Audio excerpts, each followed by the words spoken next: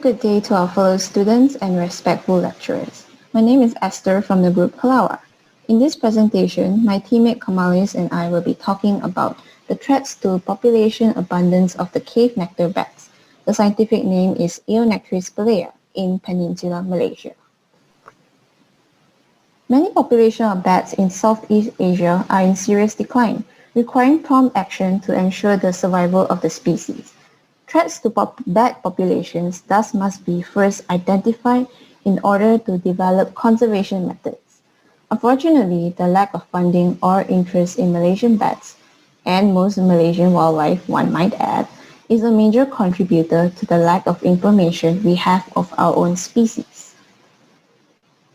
Our model species, Eonycteris spelaea, or the cave nectar bat, represents such a species with declining populations from when it was last surveyed in peninsular Malaysia in 1988. The cave nectar bat provides many ecosystem services to humans, which further increases the need for regular, detailed population counts for abundance and distribution, ideally throughout peninsular Malaysia. Only then can we further research into the effects brought on by the threats posed to these bats, the diet of these bats, and therefore the effects of plantations on the bats. In this presentation, we aim to explain the threats faced by these species to their population abundance, as well as the direct effect of these threats to the bats, thereby raising awareness to the lack of information available on an important species native to Malaysia. We also present methods for accessing and collecting data on bat populations that have been tailored to the ecology of the species known at the time of our data collection.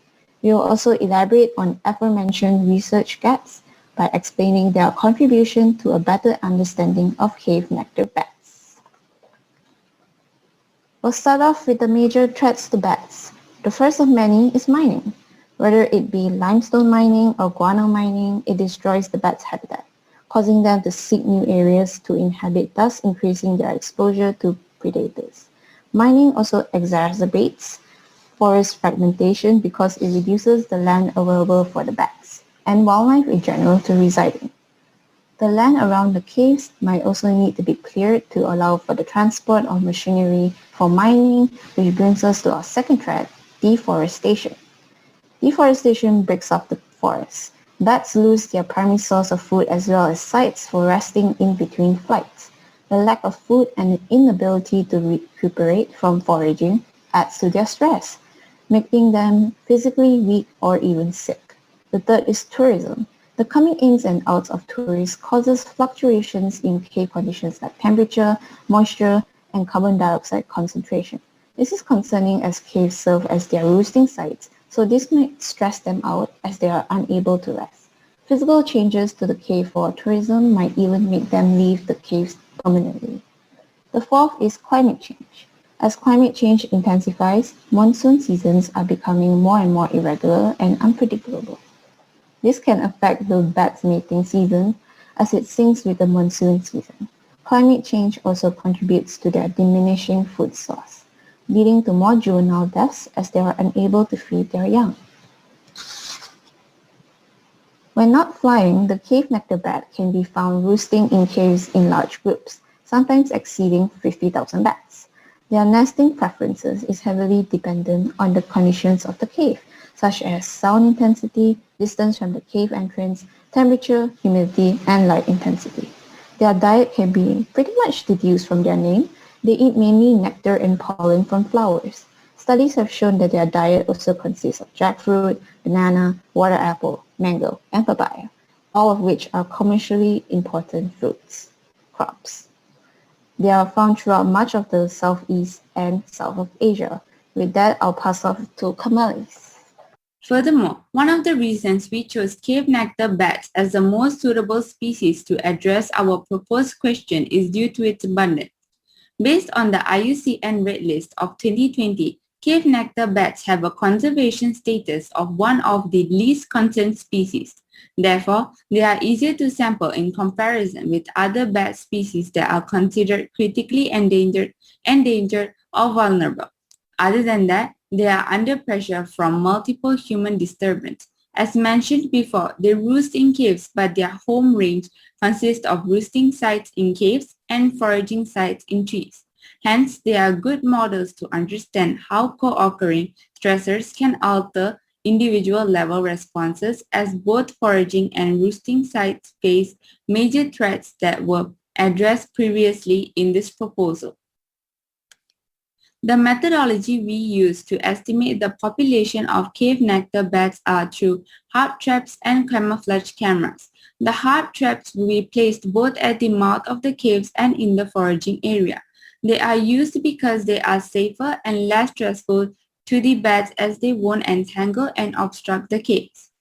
In addition, camouflage cameras are placed either inside or outside the cave to track the number of bats entering the cave.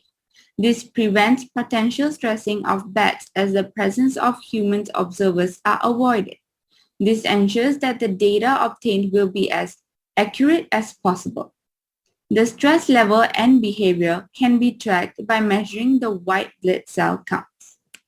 Carrying out this research topic, our group became aware of the limited number of resources available for the cave nectar bats. Therefore, we compiled a few issues that are still yet to be explored. To start off, detailed data of the species population in West Malaysia is required, as the last data of the species was only found in 2009 at Wind Cave Sarawak, located in the East Malaysia. Besides that, more detailed data is required on the effects of threats towards bats in West Malaysia, as most of the data are from other countries such as England, Thailand, and Cambodia. To add on, resources are lacking on the specificity of the bat's diet, as some of them are predicted. For example, fern and figs were found in the faces of the bat, but the researcher could not identify if they were feeding on the fruit and fronds or ingesting spores and pollen grains unintentionally. Lastly, the effects of fruit plantation on the species. Some farmers unknowingly attack or harm cave nectar bats that pollinate, as they feed on fruit pollens. Why are cave nectar bats worth exploring? This is because they are an important pollinator for many plants such as durian fruit plant, and they are also recorded in the human-dominated habitats. Besides that, people need to be educated on extinction of the species because most of them aren't. Moreover, they are important to maintain the cave ecosystem, as loss of bats will lead to an extinction cascade. Lastly, the risk of zoonotic disease towards humans can be minimized if we find more information on why they pass the disease to humans. For example, when bats are stressed, they become more infectious by pooping viruses, and humans can be harmed, as bats might do it near humans because their shelters has been deforested. We would like to conclude this presentation with some future improvements to prevent the extinction of cave nectar bats.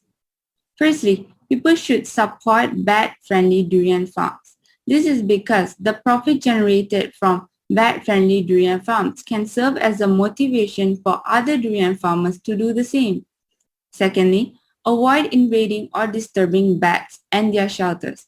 For instance, construction near the caves, mining, and tourists entering the cave could harm the bats, both mentally and physically. Moreover, the bats should be safely removed from the caves and transferred into a safe environment before carrying out harmful activities such as mining. Consequently, gating the area surrounding the cave will prevent the entry of unauthorized people from entering. Behold our reference page. We would like to end this presentation with a quote by Edward Wilson. Each species is a masterpiece, a creation assembled with extreme care and genius. Therefore, let's save lives instead of ending them. Thank you and have a nice day.